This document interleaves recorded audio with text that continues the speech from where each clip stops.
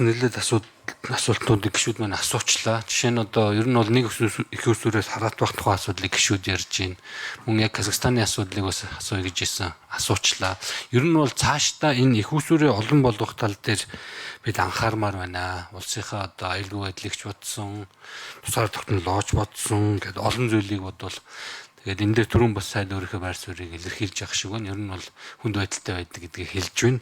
За бас гишүүд маань асуугаагүй гэхдээ олон нийт сонирхож байж болзошгүй нэгэн зүйлийг тодруулсан. Тэр нь бол юу гэхээр энэ онгоцны пледний үнэнд яаж нөлөөлөх вэ? За бид бол урд нь зөндөө ярьдаг байсан. Монголд бол энэ онгоцны одоо пледний үн харьцангуй өндөр байгаа. Энэ нь түлштэйгээ холбоотой байна гэдэг энэ санал шүүн зөндөө явж байсан. Тэгэхээр одоо энэ хийж байгаа гэрээний үр дүнд онгоцны одоо пледний үнд хэрхэн нөлөөлөх болоо, өсөх юм уу, буурах юм уу, ямар нөхцөл байдал бий болох вэ гэдгийг олон нийтэд бас мэдээлэл хүргүүл сайн байна. За, Эндри микрофон өгье. За Жүүлдэр эрдэс баялагын газрын төсний бодлогын газрын дарга ашиглалаа.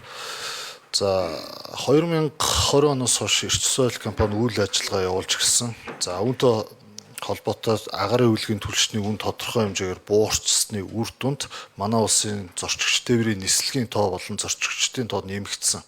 Ер нь дундаж нислэгийн 36-аас 80% нь шатхууны зардал байдаг. Үүнийг бол тодорхой хэмжээгээр бууруулад явж байгаа. Яг өнөөдөр бол дэлхийн бус улс оронд бол шатхууны үн 2-3 дахин өссөн байна. Fuel surcharge буюу одоо онцгой байдал зарлаад маш олон авиа компаниуд дампуурч байна. За манай улсын хувьд бол харьцангуй хямд үнээр бүтээгдэхүүн худалдаж авч байгаа учраас олон улсын нислэг дээр бол асуудал бага байна. Гэхдээ мэдээж одоо энэ олон улсын хямралт нөхцөл байдалтай холбоотой үнийн өсөлт бол бага хэмжээгээр биднэрт нөлөөлж байна. Яг гэвэл Оросын холбооны улсын дотоодын үн бас тодорхой хэмжээгээр энэ эрэлттэй холбоотой өсөд байгаа. За үүнтэй холбоотой манай бас нэг бага хэмжээний өсөлт бол мэдэгдэж байгаа. Гэхдээ бусад улс орон шиг 2-3 дахин өсөөгүй байгаа. За гишүүд асуулт асууж хариулт авч